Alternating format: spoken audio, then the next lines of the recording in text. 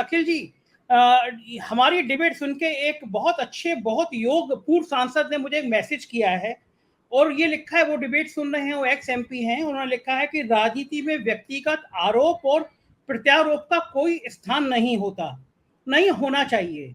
राजनीति में नीति, विचार और सिद्धांतों की चर्चा और आलोचना होनी चाहिए। उन्होंने मुझे मैसेज किया है कि क्या भारत भी अपने पड़ोसी मुल्क पाकिस्तान, श्रीलंका, नेपाल की राह पर चल दिया, जहां अपने राजनीतिक प्रतिद्वंदी को निपटाने के लिए किसी भी हद तक जा सकते हैं? सत्ता परिवर्तन होगा तो कहीं ये परंपरा ना पड़ जाए। बहुत अच्छा मैसेज किया है एक एक्स एमपी ने। अखिल जी, कितना हल्का, कितना छिचोरा, कितना घिनौना, कितना स्तरहीन आरोप है एक भाई बहन के रिश्ते पर।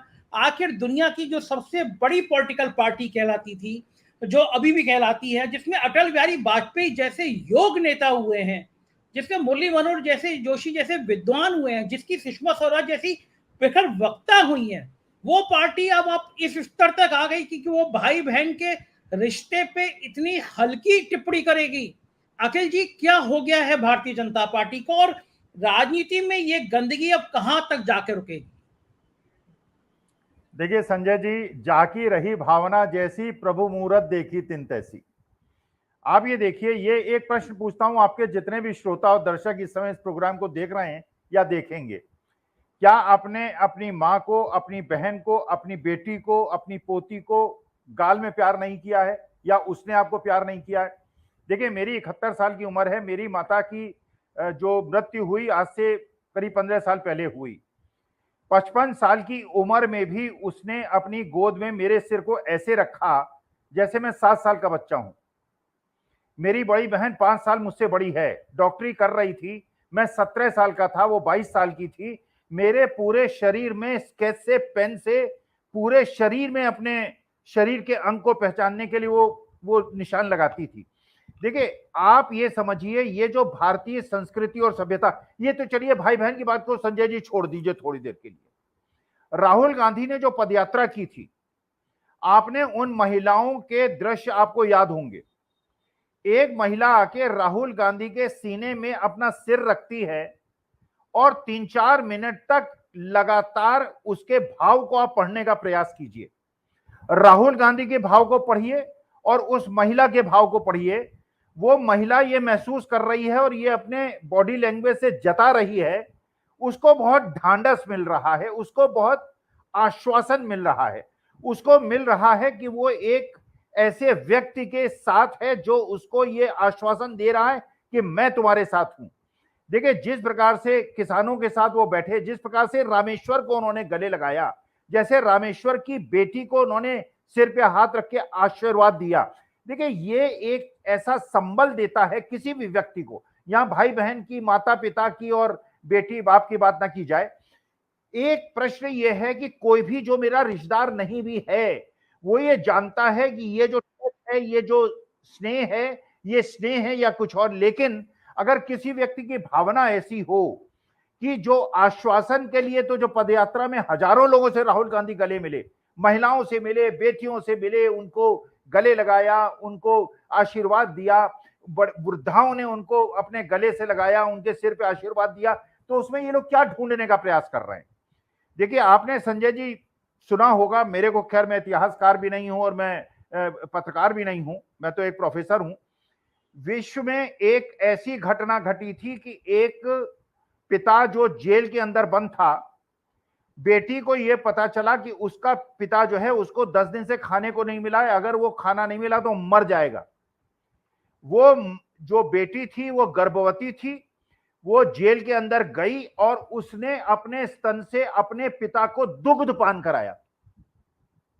अब वासना ढूंढने वाले इसमें वासना ढूंढ लेंगे, वो कल्पना कर लेंगे, कल्पना अपनी दौड़ा लेंगे।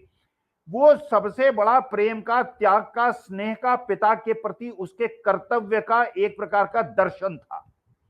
देखिए, प्रश्न ये उठता है कि जो एक छोटी बहन है, आप तो जानते हैं हमारे यहां छोटी बहन को बेटी का दर्जा दिया जाता है, बड़ी बहन को मां का दर्जा दिया जाता है, चाहे 2 साल का अंतर हो। तो प्रश्न ये उठता है, लेकिन ये वो लोग हैं संजय जी जो राघव जी के, जो मध्य प्रदेश के राघव जी फेमस के नेता थे, उनके ये शिष्य हैं। ये कौरव गोत्र के लोग हैं, हम लोग पांडव गोत्र के लोग हैं। हम जो हैं हर चीज में प्यार देखते हैं, स्नेह देखते हैं, लेकिन उनको प्यार और स्नेह की आदत नहीं है, इनको प्यार और स्नेह का मतलब नहीं पता है। ये हर जगह वासना ढूंढते हैं, हर जगह गंदगी ढूंढते हैं, क्योंकि कीचड़ में ही तो कमल खिलेगा। पंडित जवाहरलाल नेहरू अपनी बहन विजय लक्ष्मी पंडित को गले लगाते हैं तो भी इनको आपत्ति होती है। अपनी सगी भांजी जो नयनतारा सहगल है उनको गले लगाते हैं तो भी इनको परेशानी होती है, क्योंकि इनको प्रेम पता नहीं है।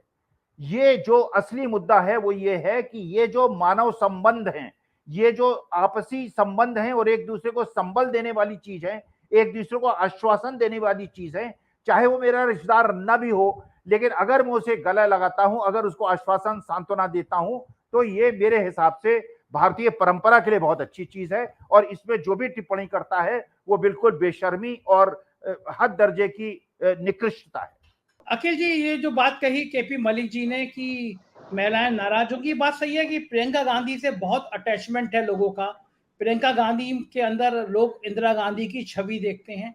इस तरह भाई बहन के रिश्ते पे कमेंट क्या जनता के अंदर कोई गुस्सा पैदा करेगा? देखिए संजय जी, जो वास्तविकता में बिलाल जी ने कहा, भाई देखिए ये बीजेपी की स्ट्रेटेजी क्या है? क्या ये समझते हैं कि ये राहुल गांधी में, प्रियंका में और सोनिया जी के बीच में कोई मतभेद पैदा कर सकते हैं क्या? जिन्होंने राहुल गांधी की दादी को नहीं छोड़ा, पिता को नहीं छोड़ा, मां को नहीं छोड़ा, किसी को नहीं छोड़ा, पूरे खानदान को बदनाम किया, तो ये तो वरुण गांधी कर सकते हैं, मेनका गांधी कर सकते हैं। वरुण गांधी को एक बार मैंने सुना, मेरी यूनिवर्सिटी में आए थे और उन्होंने कहा कि पंडित जवाहरलाल नेहरू के बारे में जब इस प्रकार की बातें होती, मुझे लगता है कि शायद तो देखिए वास्तविकता में ये जो चीजें हैं ये क्या स्ट्रेटेजिक मिस्टेक नहीं है, ये इन्होंने जनमानस के अंदर एक प्रकार का विद्रूप रूप अपना दिखा दिया। और ये जानते हैं कि परिवार के अंदर भेद नहीं कर सकते। जो प्रियंका ने बड़े प्यार से कहा कि मैं अपने भाई के लिए जान दे सकती हूँ और भाई मेरे लिए जान दे सकता है।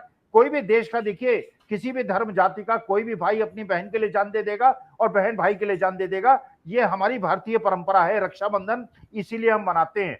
इस पवित्र रिश्ते पे आरोप लगाकर इन्होंने हमारी सभ्यता और संस्कृति पे लांछन लगाया है और इनका फल इनको 2024 और 23 में भुगतना पड़ेगा।